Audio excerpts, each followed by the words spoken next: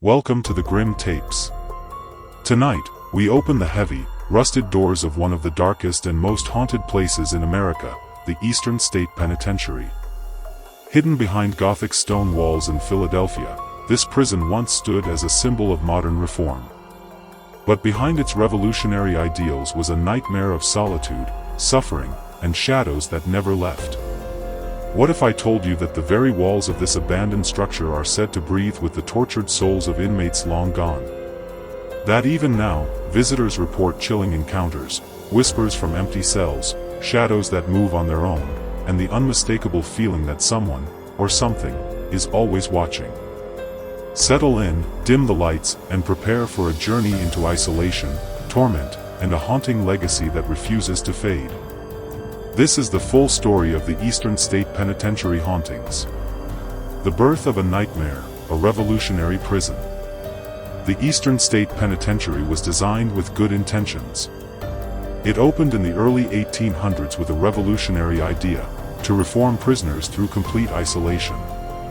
It was the first true penitentiary, a place designed not just to punish, but to encourage penitence, deep, personal reflection. Each inmate lived alone. They ate alone.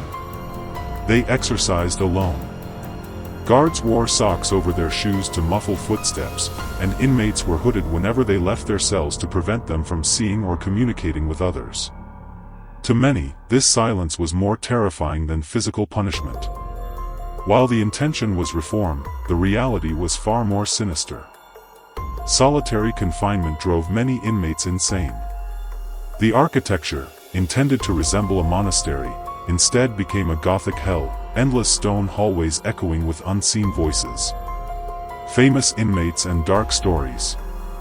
One of the most infamous inmates was Al Capone. While his cell was more comfortable than most, even he reportedly experienced chilling things during his stay. Capone was often seen shouting at someone unseen in his cell. He believed he was haunted by the ghost of James Clark, one of the men murdered in the St. Valentine's Day massacre. Another haunting tale is that of Joseph Havel, a petty thief who became mentally unstable after years in solitary. Rumor has it that after his death, guards began reporting unexplained screams coming from his empty cell. Some even refused to walk past it during the night shift. Abandonment and the rise of paranormal activity. The prison closed its doors in the 1970s, leaving behind a decaying structure frozen in time. But if anything, that silence only gave rise to more terrifying experiences. Workers who entered to clean or restore parts of the building began experiencing unexplainable phenomena, footsteps echoing down empty halls, doors slamming shut with no wind, sudden drops in temperature, and full-bodied apparitions. Many paranormal investigators have explored Eastern State. Ghost adventures, ghost hunters, and others have reported strange EMF readings, disembodied voices, and shadowy figures captured on video. One chilling room is Cell Block 12, notorious for its shadowy apparitions and disembodied laughter. Then there's Cell Block 4, where visitors report seeing ghostly faces in the cell windows. Perhaps the most terrifying is Death Row, where the air itself feels heavy, charged with sorrow and dread. Witness testimonies and ghostly encounters. Former guards and visitors have told terrifying stories. One guard reported seeing a figure in 1920s prison garb walking into a wall and vanishing. A tourist once fainted after claiming a hand had reached out of a dark cell and grabbed her. Many say you don't see the ghosts here, you feel them. Some mediums have entered Eastern State and refused to return. One psychic claimed that the building was a massive energy trap, where unresolved pain feeds a vortex of despair. Visitors describe an overwhelming sadness and disorientation, as if the prison were alive and feeding off emotions. Haunted tours and modern-day experiences. Today, Eastern State is open to the public. Tourists can walk through its dark corridors and take part in guided haunted tours. But the experience is far from theatrical. Many visitors report real, unscripted encounters. One guest described hearing crying coming from a closed-off area. Another claimed to have caught a figure on camera, only to find nothing there when they checked the scene. The prison offers Halloween events, but for many, the real fear lies in its history. Despite efforts to modernize and present the penitentiary as a historical monument, its reputation as a place of pain, madness, and lingering spirits remains. The psychological impact: why the hauntings stick. What makes Eastern State so unique isn't just the ghost stories, it's the architecture and the psychological torment it inflicted. Solitary confinement on that scale was unheard of. Human beings are social creatures, and depriving them of all interaction is a cruelty that scars the mind and spirit.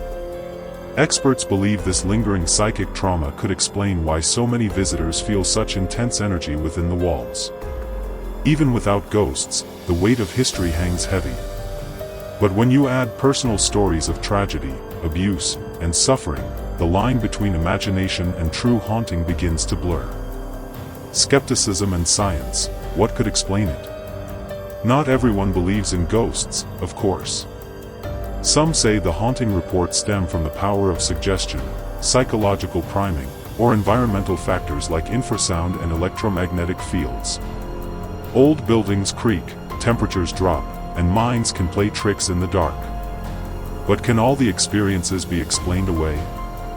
What about the audio recordings of voices, or videos of figures that weren't there in person?